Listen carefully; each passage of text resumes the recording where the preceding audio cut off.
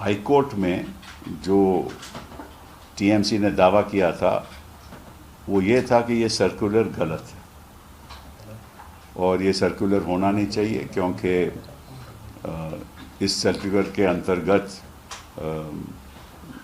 ये कहा गया है कि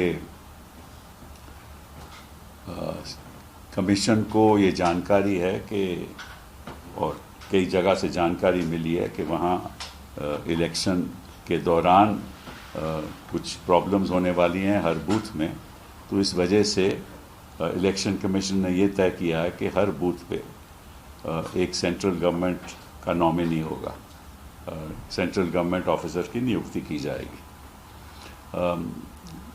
और हाई कोर्ट में ये मामला जब आया तो ये कहा गया कि वहाँ ऑलरेडी इलेक्शन कमीशन के मुताबिक वहाँ एक ऑब्जर्वर, जिसको कहते हैं माइक्रो ऑब्जर्वर, जो सेंट्रल गवर्नमेंट का नॉमिनी होता है, सेंट्रल गवर्नमेंट उसकी नियुक्ति करती है, वो हर बूथ में वैसे भी वहाँ रहता है। और उस साथ साथ में सारी पार्टी के पोलिंग एजेंट्स रहते हैं, सारी पार्टी के इलेक्शन एजेंट्स रहते हैं, और फिर सुपरवाइज़र भी रहता है, पोलिंग सुपरवाइज़र। तो जब ये बात सर्कुलर पे आई तो सुप्रीम हाई कोर्ट ने कहा कि ये सर्कुलर ठीक है और ये जो फैसला इलेक्शन कमीशन ने किया है वो भी ठीक है।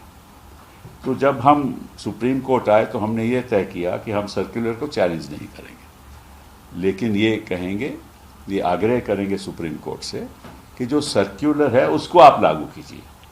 अब सर्कुलर 13 अप्रैल 2026 का है, तो वो सर्कुलर मैं आपको पढ़ भी देता हूँ, पहले समझा दूंगा फिर पढ़ भी दूंगा।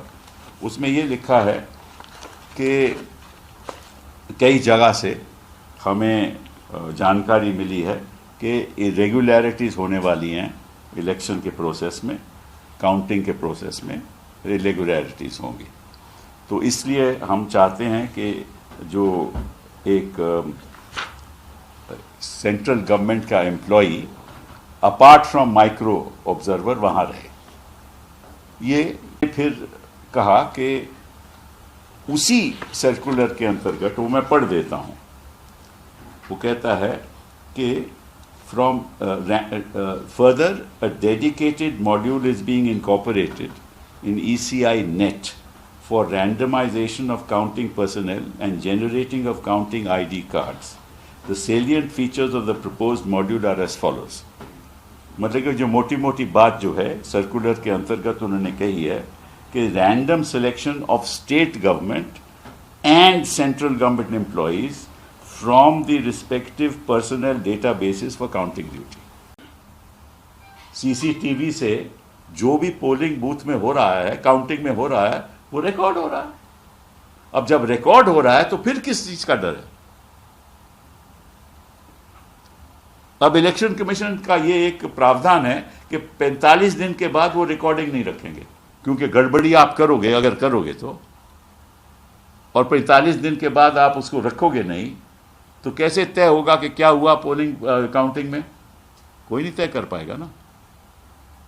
तो ये भी हम बात सुप्रीम कोर्ट के आगे आने वाले दिनों में लाएंगे कि ये जो CCTV कैमरा की जो फुटेज है, ये आप सिक्योरिटी के साथ आपको सबको रखनी चाहिए। और मैं ये भी चाहूँगा कि जो भी वहाँ कैंडिडेट लड़ रहा है विपक्ष का, वो RTI डालकर ये कहे कि साहब आप हमें CCTV कैमरा की फुटेज दीजिए, ताकि हमारे पास भी फुटेज हो। अगर नहीं रखते तो हमारे पास तो हो ना, और नहीं देते अगर, तो फिर हम सुप्रीम कोर्ट को हमें जाना पड़ेगा। तो हर चीज़, आप राजनीति में चुनाव तो लड़ सकते हो, लेकिन ऐसा ना हो कि सारा देश, मतलब कि आपकी सारी सरकार एक प्रदेश के खिलाफ चुनाव लड़ रही है। ऐसा नहीं होना चाहिए।